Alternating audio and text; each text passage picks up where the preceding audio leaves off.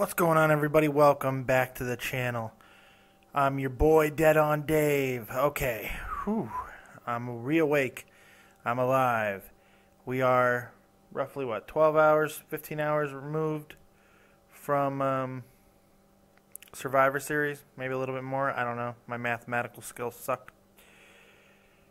I've rewatched it, the entire Survivor Series.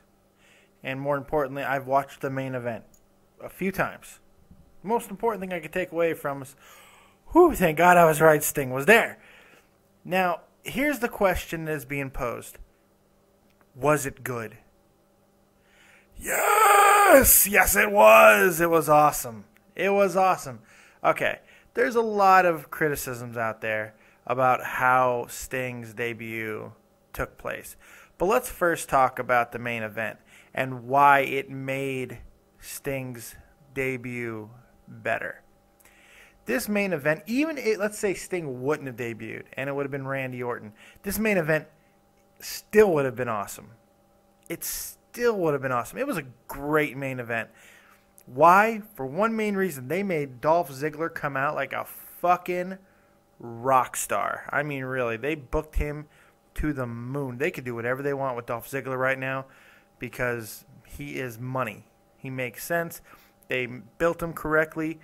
He was the hero of this match. It was very Kurt Hennig-ish. It was very Shawn Michaels-ish. You know, it had that very good feel to it. There was a lot of good to it, and I was very happy with the way that they handled the entire situation. Cena getting knocked out and taken out by the Big Show. Look, did they need to do a turn? Not really, especially with the Big Show, because like Joe Cronin and I covered last night, it was like the 5 millionth turn of Big Show's career, so it didn't really need to happen. But at least he's consistent. He's consistently turning. You know, this is just the Big Show. He sucks. What are we going to do with this big idiot? We'll have him turn again. Nobody really cares anyway. But it actually seemed to matter last night within the scope of the match and how it was working, the psychology of it. It seemed to work. It seemed to matter, and it was actually kind of cool the way they did it. So I'll forgive all that. But having Ziggler fight his ass off the way he did and have Rollins beat by himself on two separate occasions, man, I can't see my other hand. Two separate occasions we saw that Rollins had the match, that Rollins was beat twice, clean. I mean, it was Ziggler got the job done himself.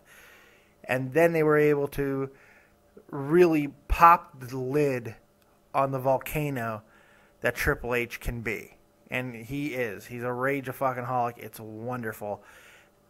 He does not get enough credit for as good of a job as he has done. It just felt so Vince McMahon-ish if Vince McMahon was convincing as an actual powerhouse, you know, like an actual physical threat. If he was ever convincing, which he wasn't, yes. He had muscles, but Vince was never convincing. You were never scared of Vince McMahon. Triple H looked scary last night, and that was awesome. So people are saying things like, one of the biggest criticisms I'm hearing is just the actual entrance of Sting. The music, the lighting, and all of this. And a stupid criticism, well, I won't call it stupid, but a criticism that I don't think really matters as much as people are like, why did Scott Armstrong stop his count?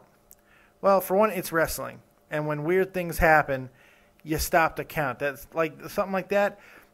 I also, after watching Jeff Huffman's video, because he was there and it was epic, it looked like the circle of lights above the ring was supposed to go out, and it didn't. It was supposed to flicker like the rest of the building, because the rest of the building, and you can see in the video, does flicker.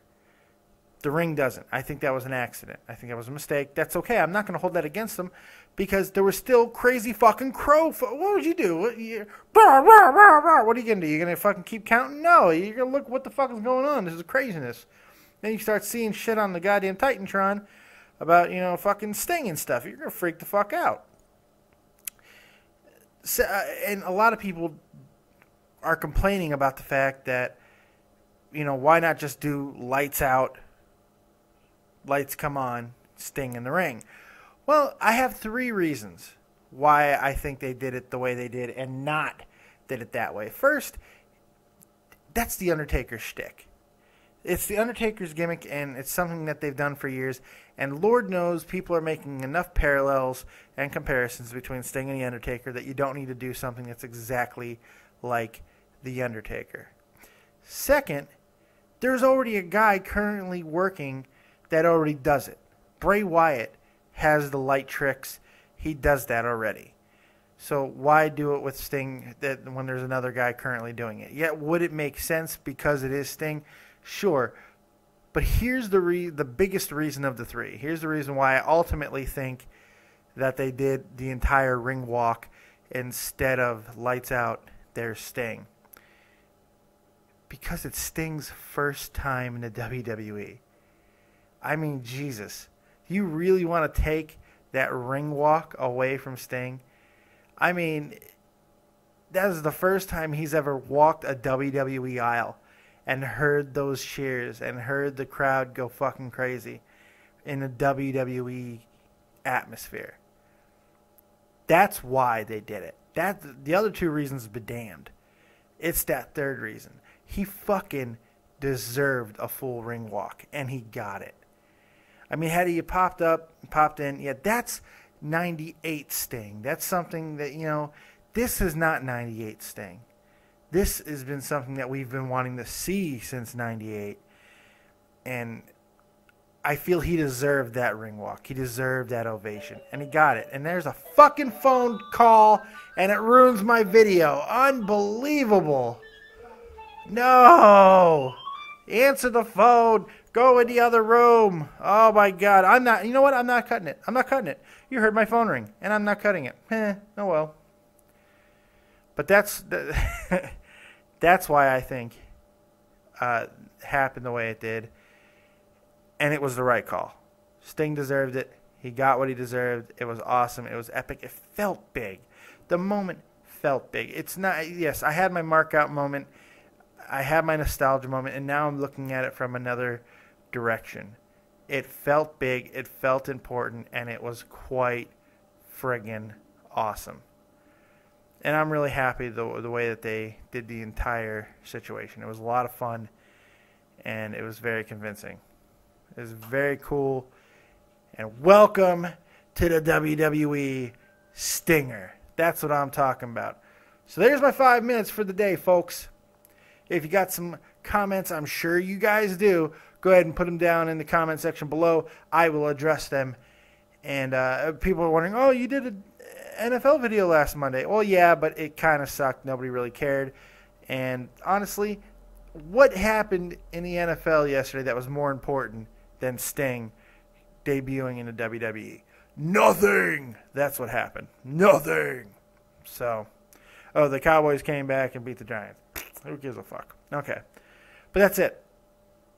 So share, fucking subscribe, do all that good stuff. You guys are awesome.